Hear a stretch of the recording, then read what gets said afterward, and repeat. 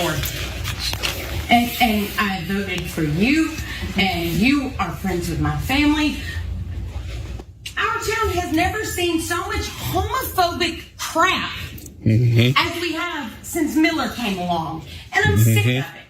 I'm sick of it. These people have been with us this entire time, and we have never had a problem with it.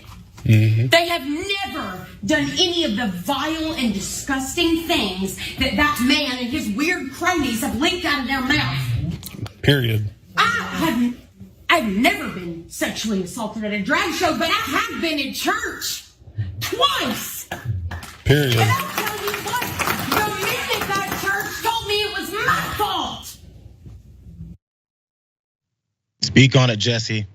Jessie Graham, she's a Tennessee woman. She's talking at this local public library meeting after a few of her fellow constituents and also some of these folks on the board were complaining about a library, a display, a pride display that was happening in the city. So of course they want to come and attack, get violent, get very angry about the whole thing. But as you saw how she pointed out there, she's never been assaulted at a drag event, but she's definitely been assaulted at church twice. There's other folks that have many stories like it. But there was one specific board member that she hit on consistently through his rant. This rant was fantastic, by the way. We're gonna get through much of it. But don't forget the name Aaron or Miller, fully Aaron Miller. Get back at him, Jesse. This whole scenario should have stopped at the United States of America where we have free speech, but it didn't. We're here. And it's so ironic that he also served in our military that guarantees us these freedoms, and he is here, moved from another place to come here and tell us that a community that we love, we are related to, we are friends with, they babysit our kids, we work with them, that they're dangerous. That's bullshit. They haven't done anything to anyone. And I'm so sick of listening to this weird, fake, pious crap about Christianity being the reason behind we have to protect the kids. Jesus didn't go anywhere and condemn people. He did not ever walk into any place and spew hatred and lies and completely annihilate a group of human beings who just want to exist. That she was talking about, Aaron Miller, as I mentioned a second ago, is the one that she's targeting because he's very upfront about his anger, his homophobia. Here's a tweet from him. One of the perks of working the graveyard shift is that I have some extra time on my hands to catch up on the latest news and schoolwork. Last night, I watched Matt Walsh's new documentary, What is a Woman? People that support this cult-like ideology are abusers and groomers of children. They're monsters. Those that stand idly by and allow it to happen escape that label by the barest of margins. I'll say it again. We must remove this evil, these monsters from our communities. Nobody is coming to save us. We have to do it ourselves. This is a community leader, you guys, talking about folks that live in that community like that. There's more because there was another comment from David Baker, who's a candidate for mayor. So let's just, they're sweeping up the whole leadership in this entire town. David Baker says, agreed. My wife and I watched it after church last night.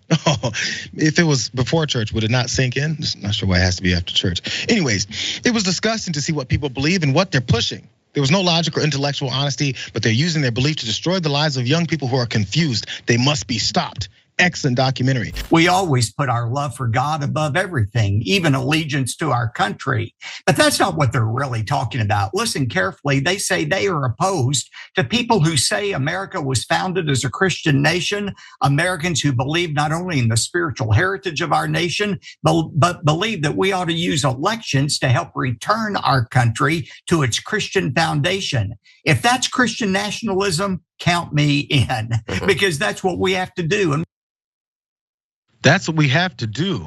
Pastor Robert Jeffress, who appeared a lot of times on Fox News, not sure if he's still there anymore, if he got booted off and now he's on these types of things, or if he's just spreading his hate everywhere. But as you heard, Pastor Jeffress, count me in to Christian nationalism. Before he wasn't always saying that because it wasn't allowed as much, or at least it wasn't accepted in public circles, but now it is. And as a matter of fact, he also wants to impose their beliefs on other folks, on the rest of the country, because again, that's what we're supposed to do. Let's let him keep talking. What's so hypocritical about this, Tim, is the left don't mind at all imposing their values on our country through the election process. They don't mind forcing their pro-abortion, pro-transgender, pro-open borders policy upon our nation, but they object when conservative Christians try to impose their values on society at large. You hear the difference there? It's so hypocritical that these leftists want to have an election and impose their values on the country, or maybe have the people that are voting in those elections decide, and maybe those elected leaders listen to those values that the majority of Americans want. But it's the minority group of people that they're talking about, being the folks that believe in all the nonsense and madness that people like Jeffress believe, because it's a Christian nation. So this is from July of this year. Before this, as I pointed out, Jeffress wasn't big on pointing out that he's a Christian nationalist, but now it's okay to do so. Here's a flashback from July. This is what he said. I often get accused of being a Christian nationalist. This is the same guy who we just heard talking in July. I'm having reporters ask me all the time, this is a new phrase, Christian nationalism. Are you a Christian nationalist? Do you believe America is exceptional to any other nation and God and it's God's preferred nation? What a stupid thing to think. Anyways, and I answer with a resounding no, not in any sense.